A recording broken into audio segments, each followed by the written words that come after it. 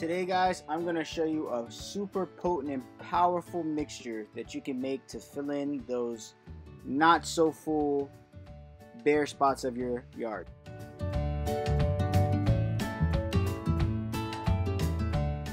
Now keep in mind guys, these parts that you're seeing here were completely bare. The ones where you see just the grass just coming through the soil about an inch to an inch and a half, they were completely bare spots on my lawn. Now I actually have little grass growing there, little baby grasslings growing in those spots, okay? And they're little right now, so it still looks pretty bare, but when they get to the maturity of the grass around them that you see here in the next month or so, there will be a significant amount of grass in these areas. Okay, so for our project today, you're going to need a seed starter. I used peat moss. And you're going to want some grass seed that you feel that will work best in your area. Something that grows good in your area where you live, and something that you can get at your local hardware or gardening store. So here we're going to dump some peat moss into the wheelbarrow. Okay, this is our seed starter. So we're going to need a seed starter because we're gonna boost our seeds germination process today by first letting it sit and germinate inside of a closed, wet, cool place. And today this is going to be our wheelbarrow.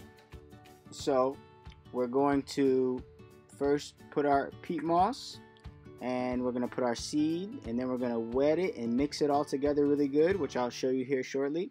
And then our germination period is going to be 5 to 6 days, okay? So it's going to sit covered in this wheelbarrow for 5 to 6 days to jumpstart the germination process. So you're going to want to fill up your wheelbarrow, probably about halfway full, with peat moss to start at least. And then you're going to put about 3 to 4 pounds of seeds. Now, this container that I have here is about 5 pounds of Bahia grass, which is a grass that grows good in the area where I live. It's pretty hardy and seems to be pretty resistant to the sun, which I'm in Florida.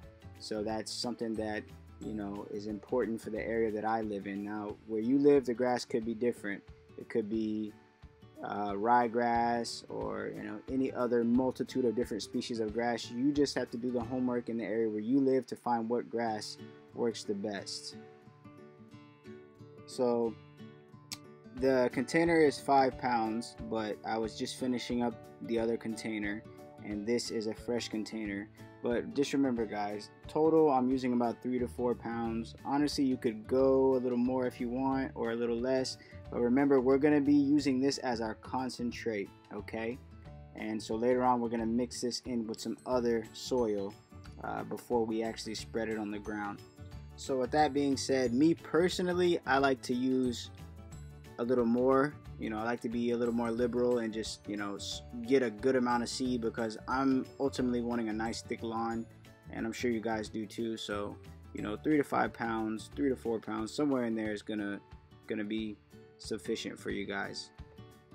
So I could have easily just poured 3 or 4 pounds of seed, but getting out here in the yard today is also about just letting my daughter and my nephew have fun and get their hands dirty and see that there's something more productive in life than Fortnite. Here we're gonna mix our peat moss and our seeds together really well.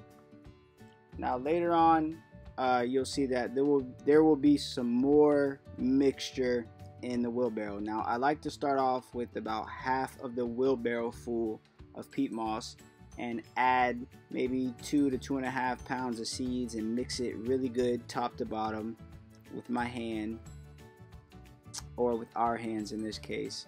And then later on add some more peat moss and then a little more seed, which will then eventually add up to about 3 to 4 pounds of seeds. But I like to do it like this first, so I make sure that the seeds are thoroughly mixed through and through.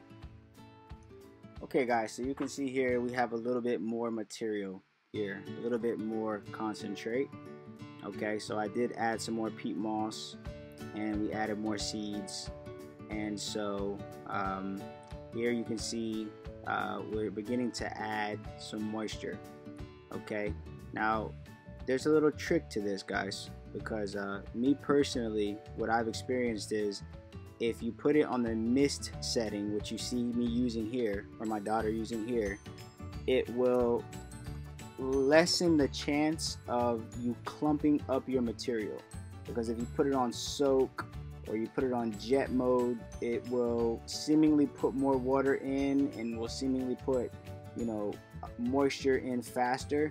But that's not always a good thing. Faster is not always better, from my experience, especially with something like this. This is more of a finesse type of thing, and you're gonna want to put it on the mist setting so that you keep your material nice and airy, nice and aerated. You don't want too much moisture going into one spot, too concentrated at one time. So keeping your hose on the mist setting, I think, is ideal for this type of situation. And you're going to want to make sure you just get a nice amount of moisture from top to bottom, and just get it nice and saturated. Now you don't want it too wet. The first batch, you know, I don't have a video of that, but the first batch I got it almost to where it was muddy, and you know, I did it in the way that I'm telling you guys now. Not the way not to do it is the way I did it the first time. You know, I had it on the soak setting. I just got as much water in there as I could, and what I noticed is that, you know, it kind of turned into like one solid heap of peat moss. And although it did germinate, and that's actually the video that I, you know, in the beginning of this video where you saw the seeds that are about 1.5 inches, that was a result of that batch. So, you know, this is I think will be a better method though, you know, and I'll show you on another video up and coming in a few weeks to show you how this batch did.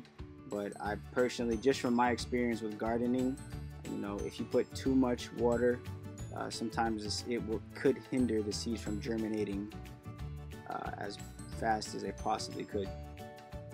So that's pretty much it, guys. You know, you want to get a nice amount of moisture in there, not too wet, and you're going to want to cover it. You can cover it with a board, with a tarp, whatever it is that you have laying around, just so that you can contain that moisture. And you're going to let it sit for about 5 to 6 days. So after 5 or 6 days, you should have your seeds starting to sprout inside of your mixture here. So you're going to take basically a half a wheelbarrow full of your mixture, and the other half you can fill up with soil, with the top soil, or you can use a pre-soil mixture like you saw in the beginning of the video. And so that's about it, ladies and gentlemen. You know, after you do your half and half seed mixture, you're going to spread it out with a rake or a garden rake in the bare areas that you need seeds to grow. And of course, most importantly, water, water, water. I let my irrigation run probably 2 to 3 times a day, especially because it's in the summer. And guys, that's another thing. Usually germinating seeds is not ideal in the summer, but using this technique and this method, you see it firsthand right here. We're in the middle of June and I'm growing seeds.